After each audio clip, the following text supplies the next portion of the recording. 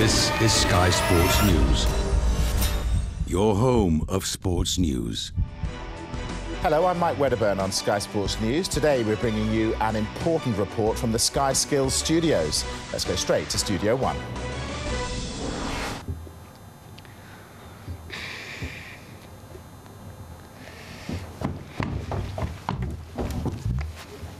Water.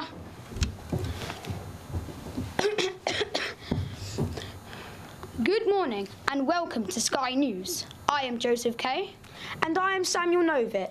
The 2012 Olympics. What an event. However, with 1 in 5 children in London as obese, questions are arising whether the government's goal of inspiring 2 million young people to take up sport and physical activity has been achieved. Did this global event really create an everlasting legacy? The government decided to give 200,000 free tickets to children across the UK with the hope of promoting sport. Where's my ticket? Oh, be quiet. You're 47 years old. Over 90% of young people aged 5 to 16 participate in 2 hours of PE and sport each week. Despite this, 79% of children are still obese. Health economists predict that if these children go on to become obese adults, the government will have to spend a staggering £110 million on tackling this problem each year. Yet government costs are already sky high, having spent £9.35 billion, including £3.1 billion on new Olympic venues alone. Critics question, could this money have been better spent? Over to Annabelle and Kate in the London Aquatic Centre. What? Where? That swimming place. Oh yeah, that place.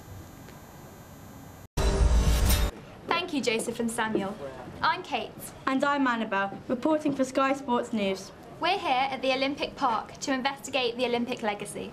In 2012, Sport England, a grant-giving agency, invested £4.1 million across 34 sports to provide 500,000 places for children to participate in sport clubs. Previously, many young people found it hard to participate in sport due to the lack of sporting facilities or equipment at their school and an insufficient amount of specialist teachers. However, following the London 2012 Olympics, the government have changed their game plan in regards to physical education. A government target was to ensure that all schools deliver 3 hours of high-quality PE to all students once a week, stretching their potential and their hamstrings.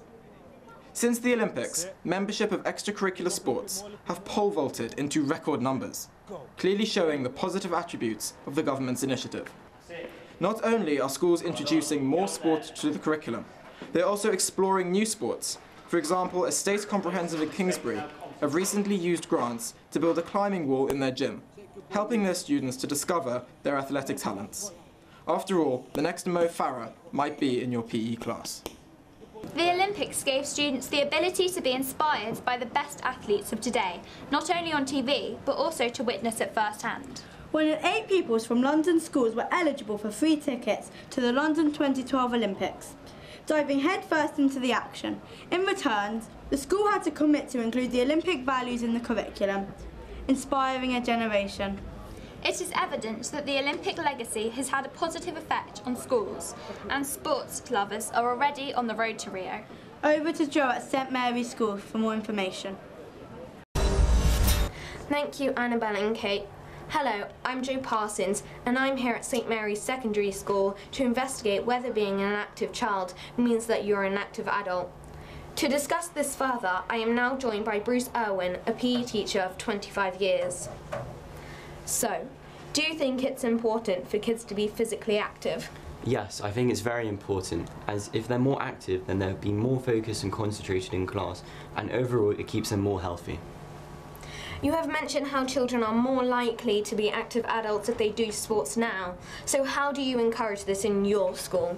Well, at my school we have a wide variety of extracurricular sporting activities for all the children, so there's something for everyone.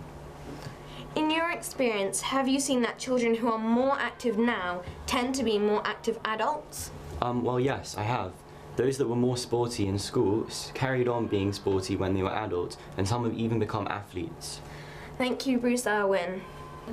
So, does being active as a child ensure you remain active as an adult? Jay Turovsky, a well-known long-distance runner, talked to me about his success. Jay started running at a young age and has gone on to win gold and silver medals in many marathons. I'm now here with Jay Turovsky. Why did you make a career in sport? When I was younger, I was having problems at school, and I felt running was a bit of a relief. Were your parents very supportive? At the beginning, they weren't really fazed by it, but as I started practicing more, they were worried that I was getting hurt. But finally, I got them to accept that I wanted to become professional. Do you think being an active person has shaped your personality? Well, yes, because I used to be this shy person that wouldn't give anything a go, and now I think I've come out of my shell and become a real confident man. Does your active schedule limit your social life? No, because I can mentor friends if they need it, and I think being a sportive man can get you more friends. And I also come to schools to try and influence children into being more active. Thanks, Jay. So, did the Olympics leave an everlasting legacy? We go to Libby in the studio to investigate this. Hello, I am Libby Foster, and joining me in the studio today is Mia Smith, who is a Labour MP for the area of West Ham. And on my left is a human rights activist, Josh Ilan. Do you think the Olympic Games substantially benefited the general public? Since the duration of the Games, the Olympic Village has been converted into 3,600 affordable apartments and generated 9,000 new homes in the area. With the housing bubble, it's lowered the prices for houses in London due to more availability. In actual fact, houses have actually risen by a significant figure. This 535 million could have been spent on housing for the impoverished people who can't get on the housing ladder. Do you really think that's fair? What is your view on this matter, Mia? The Olympic Games could potentially benefit us by generating more than 32 billion in tourism and around 16 billion in construction and jobs in the next decade. And Josh, do you think this is a waste in taxpayers' money? Yes, of course. I mean, none of the previous Olympic Games have made any profit. Why do you think London will be different? Taxpayers have spent 535 million on the general Olympic budget, which could have been spent on welfare, healthcare, education and everything else. Do you really think that 2 weeks of the Olympics is worth all that cost?